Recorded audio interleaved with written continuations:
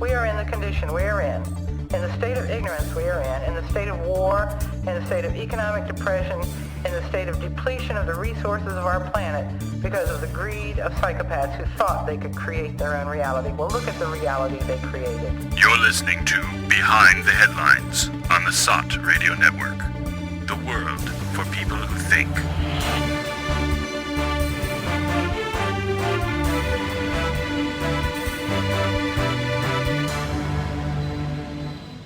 Hi, and welcome to Behind the Headlines on the Sott Radio Network. I'm Neil Bradley and my co-host, Joe Quinn. Hi there. Today we're speaking with author William Blum. William was working at the US State Department when he quit in 1967 in opposition to the US war in Vietnam. Thus began his long career in journalism. William was one of the founding editors of the Washington Free Press, the first alternative newspaper in the US Capitol. Working as a freelance journalist in the US, Europe, and South America, William often saw firsthand what the US government was doing all over the world. Then, of course, in the name of saving people from communism, in quotes. Among his many books on US foreign policy are Killing Hope, US military and CIA interventions since World War II. Very good book. And another one that comes to mind is Rogue State, a guide to the world's only superpower. In 1999, William received a Project Censored Award for exemplary journalism. Specifically, it was a story about how in the 80s, the US had given Iraq the material to develop those chemical and biological weapons we heard so much about. William has been critiquing US foreign policy as a regular columnist for a number of publications. He's appeared on numerous radio and TV shows. His online column, the Anti-Empire Report, can be found at his website, williamblum.org. That's William, B-L-U-M, one word.org, where you can also purchase his books. After decades spent telling the truth about what the US government really gets up to, and no doubt sometimes feeling like he's talking to a brick wall, William recently decided to wind things down, so we're very grateful to have him with us today. He's agreed to come back into the fray, so to speak. Welcome to the show, William. Hi, thank you very much. William, it's Bill, I think. Is it you prefer to be called? You're known as Bill? I'm okay with either name. Okay, I'll go with Bill because it's shorter. Alrighty, Bill it is. Well, there's plenty of specific questions we could ask you because your books are full of very specific details about the crimes, effectively, of what's become known to most people with some intelligence as the US empire. But I was thinking that I might start with a more general question and a very general one at that. And the thought just occurred to me to ask you, what is wrong with our world, in your opinion, today? What's the major problem? I'm assuming you think there's something wrong. The violence is what bothers me the most every day. It's a punch in my stomach. It very upsets me. And who's most of the violence? Well, in recent decades, it's our own government. We have. Well, I've summarized U.S. foreign policy since the end of World War II as follows. In that period, the U.S. has attempted to overthrow more than 50 governments. We've attempted to assassinate more than 50 foreign leaders. We've interfered in the elections in about 30 countries. We have stopped the revolutionary movements in about 20 countries. And we lead the world in torture in that period. And there's one more other item in my list I can't think of at the moment. But that's the summary of our record since 1945. Yeah, well, the strange thing about that summary is that it is more or less exactly the opposite of what, let's say, the average American or even the average Westerner would say about the US over that 50-year period or since the the second half of the last 70 years century. now. Yeah, either they wouldn't know about it, or they know what they know about. They rationalize as being for the good. We Right. have no choice. We're fighting evil communists and evil drug dealers and evil terrorists, and so it's all in a good name. That's how they would rationalize it. Okay, so we got to break a few eggs to make an omelet kind of thing. That, okay, it's unfortunate that some people may have died or whatever, but overall, supposedly the US over the past 70 years or even the past 100 years has been a force for good in the world. That's what people think. And Right. the problem is your books make it very clear that they are absolutely not, or have certainly not been, a force for good in the world. They've been a force for death, suffering, and general chaos around the world during that period. And the death and suffering of millions of people here. So that's the main problem in attempting to make the average American understand what his government has done. The main problem is they have a deep-seated belief in the goodness of our intentions. They'll consider that we have done things which look kind of bad, and maybe even did more harm than good, but they have this deep-seated belief that we mean well. And as long as a person, American or otherwise, believes that the U.S. government means well in its foreign policy, then they're able and willing to rationalize whatever the government actually does. They for a good cause. Yeah. And that's something which activists in the U.S. should keep in mind when they're having an argument with some other American about U.S. foreign policy. They should keep in mind that this person probably begins from the basic belief that the U.S. government means well. And the thing is, there's probably a bit of projection going on there in the sense that the average American does mean well and would like to think that their effect on the world as a people and that they're looked upon as being. Well, but no, what I'm saying is more fundamental in the sense that the average American, has good intentions towards other people as a general rule, and they elect these people who, for whatever reason, they think are going to, embody the same benevolence towards the rest of the world. So, what's the difference between the average American and the average American politician? Well, they both have the same beliefs. The person in office knows or believes that he will not remain in office unless he continues these same policies. Otherwise, if he doesn't continue these same policies, he'll be called weak on communism, weak on terrorism, and all kinds of things that they'll accuse him of supporting terrorists and so on. The electoral system here is very primitive. I think that's the word to use.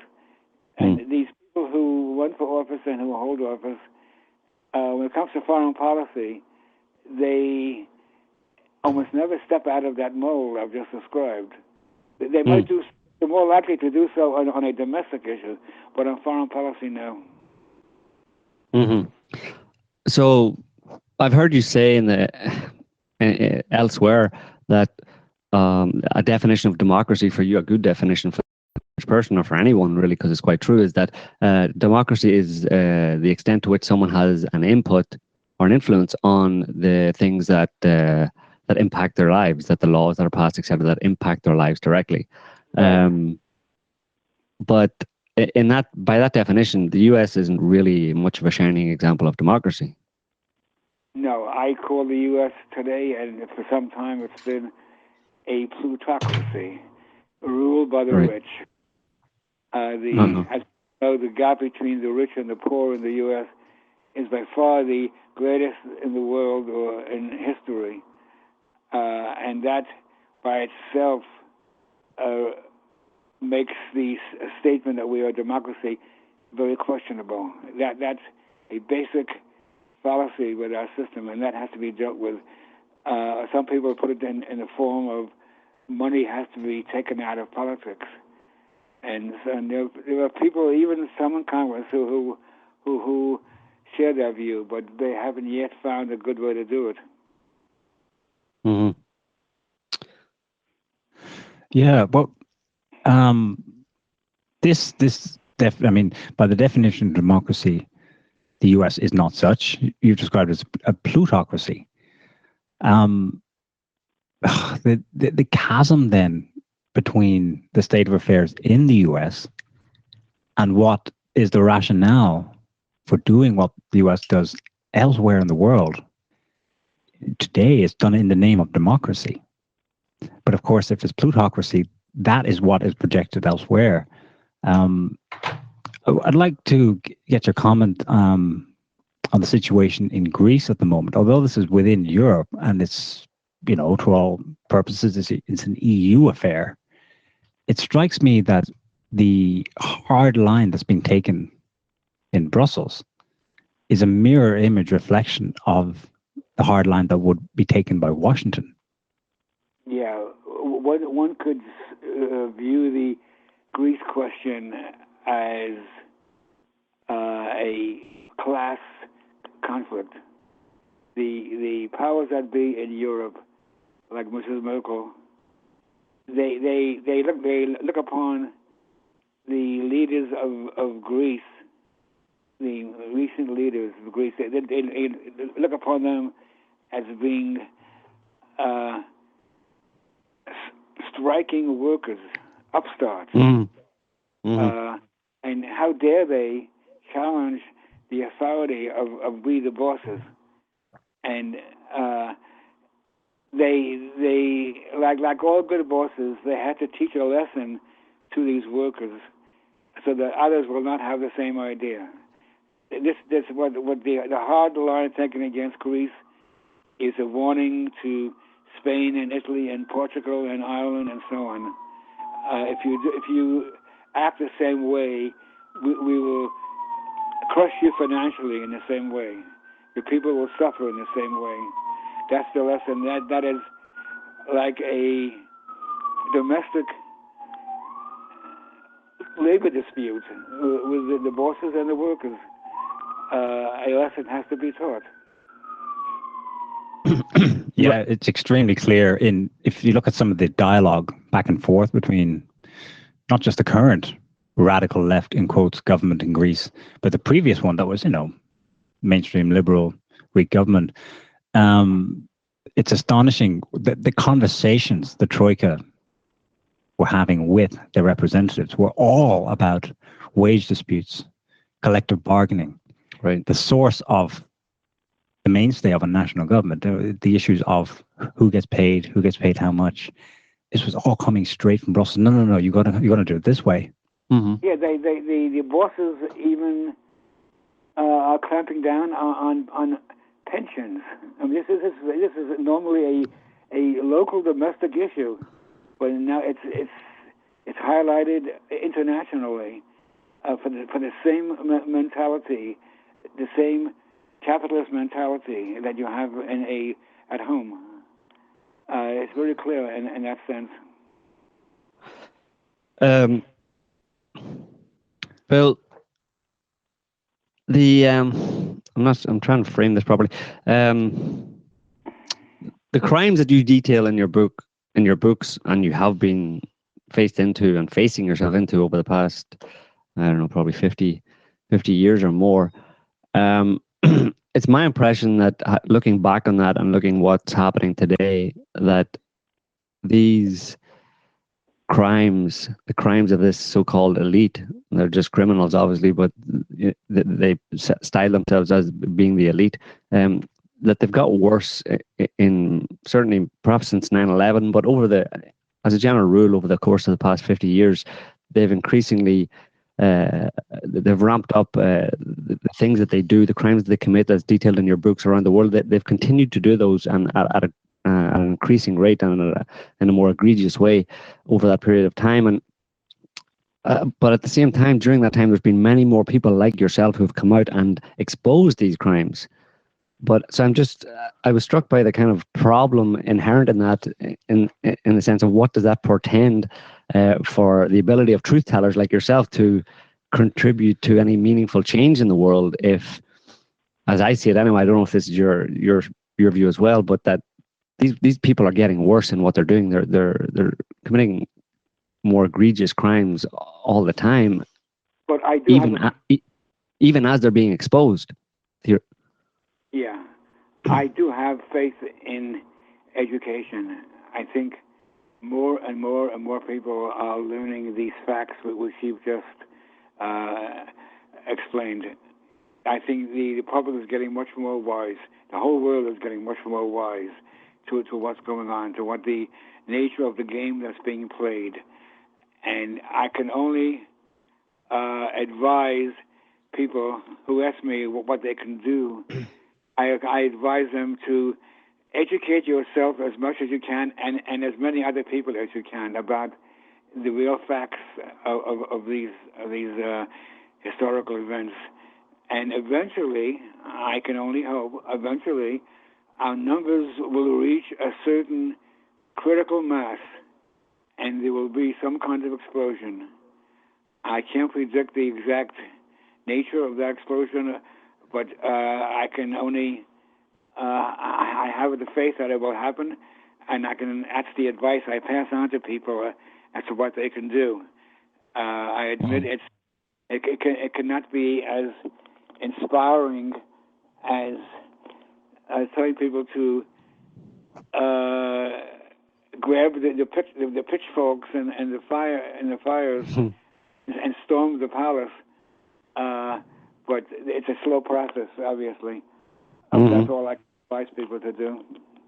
Yeah, it occurred to me also that maybe the fact that more people are becoming aware of the real nature of the world and the powers that control it, that may be actually pushing these same powers to act in more kind of... Yeah, right. The more they're challenged, the more they'll react that way. And of course, now in this age of information we live in, with the internet especially, of course, many more people are learning much more than before, and this is and they're protesting. And the powers that be are reacting as expected. They're not going to sit back and just accept this, and so that explains Mrs. Merkel, and that explains the American government and other governments. We can't be surprised by that. We just have to keep on pushing, keep learning, keep educating other people, and keep pushing. Yeah, I mean, I suppose it's a silver lining, but there's an idea there that the more desperate they get, the more mistakes they might make, and at some point we might get an event that would really reveal the man behind the curtain. I mean, that's maybe a pipe dream. The more they act that way, the more they'll turn people off, and so the process would be multiplied. Yeah, I mean, there are EU officials on the record as saying that to Yanis Varoufakis, who relates this back to the public, we're perfectly aware that our economics is junk science. Junk science. It's at least the way we're applying it's destructive to Greece. But you don't understand. The reason we're doing this is to break the backs of the Greek people, precisely because I don't think they understand this, but there is a kind of an instinct that, oh my God, there's a large population here who are discussing and aware of what's actually going on and what we're like. We need to beat them back. Yeah, that guy Varoufakis, the former finance minister who left, he said that talking to these European central powers, that they said, yeah, we know what you're saying, we understand that that what you're saying makes sense, but he said, they said to him, but we're going to crush you anyway. Yeah, that vote on the 5th, was it? in Greece. Yeah. 62% voted in a way that the European powers that be found to be reprehensible, and they reacted to that. The punishments which they have outlined in their latest agreement are worse than had been thought of before, and so they are reacting, as you said, when they are challenged and castigated by the mob, they will react in a tougher manner. Speaking of mobs, Bill, do you? What's your take on what's happening in the U.S. with the whole? I mean, I can't. It's not race. I hesitate to call it race war, but it seems that there's been a lot more of that over the past year or so. Kind of the tension between kind of blacks and whites in the U.S. and for various different pretexts. I mean, do you see that being a problem? I don't think that's so much a black-white thing, but a cop and a non-cop thing. The cops of America are pretty awful, and it's becoming much more apparent because of the video cameras people carry around with them. I don't think the cops are any worse now than they were 20 or 30 or 40 years ago, but the cameras are so omnipresent that we're seeing things we would never have seen before, and we're forced to believe the stories people tell about the cops much more than we had to before. So it's a really an amazing change in our perspective and in our news presentation, and it's very good. Yeah, it's very good, and it also ties into what we just said previously, that this preponderance of video cameras among the population holds the potential to expose this the nature of the beast type of thing to so many people and get to that point where something will break. If only we can present to the American public in as concise a manner as with these video cameras what U.S. foreign policy results in abroad. If we could show videos of the result of our support of Saudi Arabia, for example, in the Middle East, or of Egypt, or of Israel. That would help to move people around. Now, the station, the Russian station RT, which is shown in a number of American cities, does show much more of this than you find on NBC and ABC, and that's a good thing also. Yeah. Speaking of the Middle East, what we had the recent entente with Iran, supposedly a breakthrough in negotiations, and we're all friends now. Is that really all it's about? Well, I haven't seen this comment yet. I read a lot about the pact concerning Iran. I read a lot, and I've yet to see anyone make this comment that when you get right down to it, the thing is completely meaningless. Because it could have meaning only if Iran was really a threat to have nuclear weapons and a threat to invade the U.S. with these nukes to nuke the U.S. or Israel. But of course, this is the case at all. Iran has known for decades that any such attack upon the U.S. or Israel would mean the end of Iran completely. And so they're not so suicidal as to do that. There has not ever been any danger of Iraq, even if they had nuclear weapons, no danger of them using them against the U.S. or anyone for that matter. So this in that sense, this pact was totally unnecessary. All the public statements, all the fancy meetings in Vienna and all that, it's just a big show to show who's boss. But it's Israel who's behind it.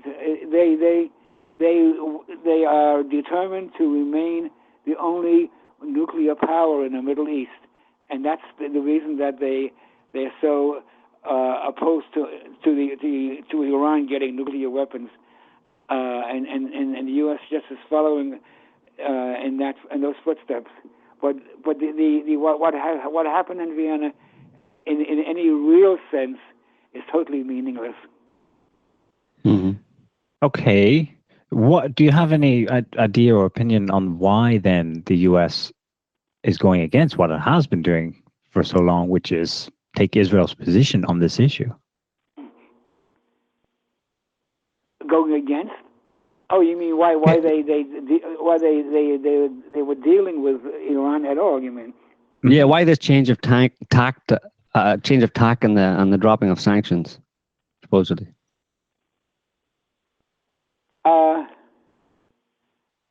I can only guess that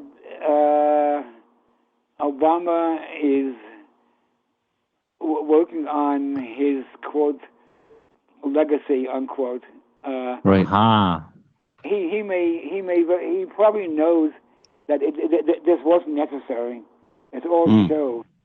It's a showmanship. Yeah. He probably knows that. I mean, and that I'm guessing is the main motivation. And of course, the U.S. has been getting more and more flack about its policy in the Middle East for years and years, and including its support of Israel. It finally may have made a slight dent in the steel of U.S. policy. I'm not sure. I mean, I would have to be able to read the mind of Barack Obama. Sure. I can only guess that it has to do with the things I just mentioned. But from a practical point of view, there was no need for it. It was just some image-serving policy. And of course, Netanyahu made hay out of the whole thing by trumping up this how this is terrible and telling Israelis they're all going to die soon, basically, which obviously supports his position as this hawk in the Israeli government. Yeah, Netanyahu and Obama supposedly don't care for each other too much, so that may also have played a role. Bill, you wrote in your book Rogue State that the Cold War never really ended. Now, you were writing this I think it was first published in 2000. Right. And this is based on what you saw in the 90s. Now, everyone else was saying, oh, yes, the Cold War has ended, it's over. And you said, nope. I would ask you to comment. Yeah, go on. That question has been answered. We're in now what people call Cold War II, but one could easily say it's just the same Cold War. It never ended. So and it was never, which proves that it was never communism per se that bothered the American power elite. It was the idea of anyone challenging American dominance in the world. I think the bottom line, in my view about U.S. foreign policy, is that if you want to understand those policies, you have to understand that the U.S. wants to dominate the world, and they've been wanting to do this for centuries. And this explains all kinds of things. And any country which stands in the way of that dominance, like the Soviet Union did, and Russia now does, and China now does, they are definition enemies to be thwarted in one way or another. And that's what's happening now. We call it another Cold War, but it may become hot. You said centuries there, Bill. Do you think there's some kind of original design? One can date the beginning of the American Empire from the conquest of the Indians. When they reached California, they had no place to go except abroad, and that's what they did. And they at that time they announced the policy of what is that term? The Monroe Doctrine. The Monroe Doctrine, which gave us the right to Latin America. Yes. But there's another term I can't think of. Anyhow, we have. Those are some of the beginning stages, and then it reached its another level in the 1890s when we invaded and conquered Cuba and Guam and some other nations in the Pacific. That was the more outward, more obvious manifestation of the U.S. empire, and it's been busy growing itself ever since. Yeah, it's just been a non-stop growth process from the beginning. Yeah.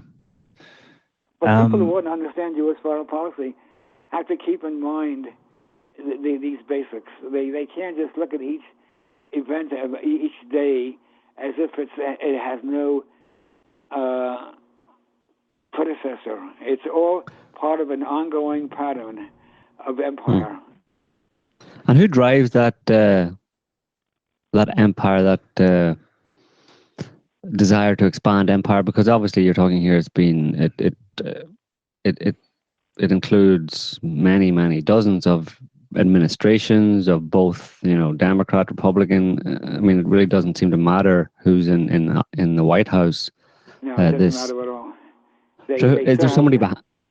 Is there someone behind the White House that is driving this? Is there some other? I mean, in modern times, it's the corporations, and just to be reelected. The people who support the empire's policies have the money, and with that money, they can change the outcome of almost any election.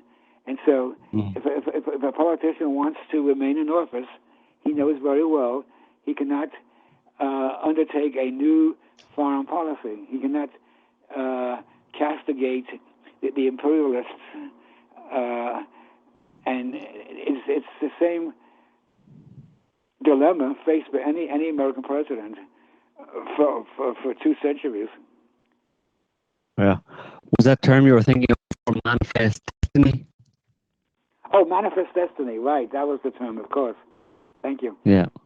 Yeah, and then the next expression in sequence was the American century, coined by the founder of Time magazine about in the early 1900s. The American century. Yeah. We have had our eye on that prize for a long time. Well, just as we're going to let you go soon, but just as a final kind of a closing question, how do you see this continuing on for the next few hundred years, or do you see any change possible to a somewhat better world? Well, every empire comes to an end, so it's easy to say that the American empire will come to an end someday. But the question is, what will end first, the American empire or the world? I mean, the U.S. is the main violator of the environment, the world environment. The U.S. military is the one institution in the world that pollutes more than any other institution in many ways. So just for this, forget about the politics, just for the sake of our environment, which is to say the sake of the future of the world, the American military establishment has to be put to an end. That's by itself enough reason to fight the empire. Mm-hmm. Well, it can't come soon enough as far as we're concerned. But that can happen in my lifetime. I'm an old man.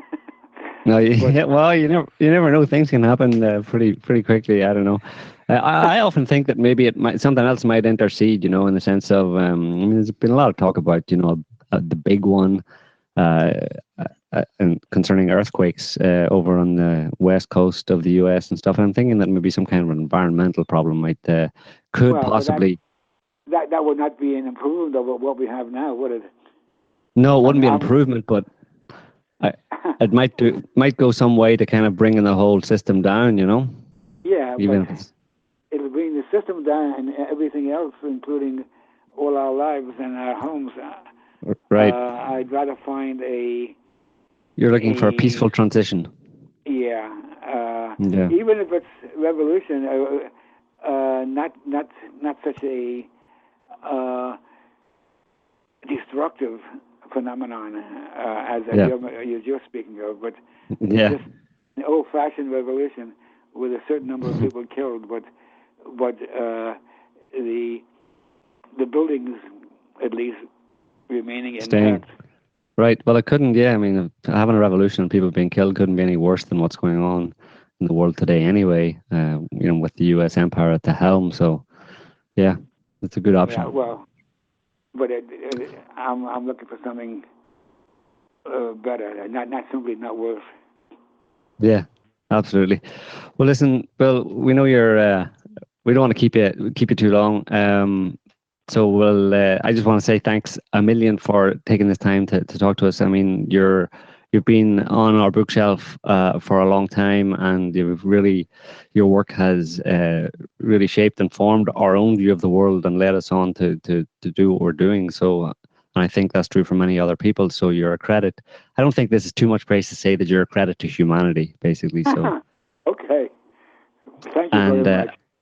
And I hope you continue on for as long as I can. Okay. As long as you can, as long as it's possible. Yeah.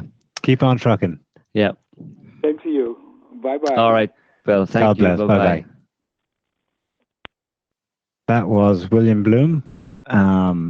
Joe's right, though. You can't give him enough praise because his books, if you're familiar with them, maybe you're not directly familiar with them, but if you are reading just articles online that kind of summarize U.S. interventions, say, since World War II, like he has done, chances are high you're reading something that's extracted from his book, because particularly Rogue State, I think, has a complete list of all interventions. And I think if you're seeing a list of them online, it's pretty much taken from this book. It's a definitive compendium of American crimes in the past 60, 70 years. And it's a horrible, horrible list. It just goes to show, in large part, why the world today is in the state that it is in, and it has been largely because of these so-called interventions,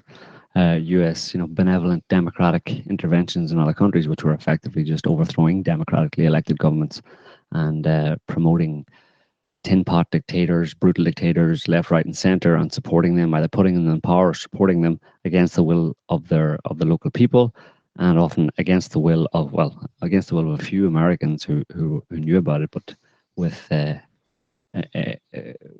rest of the American people at the time, and even today, were completely oblivious to what was going on.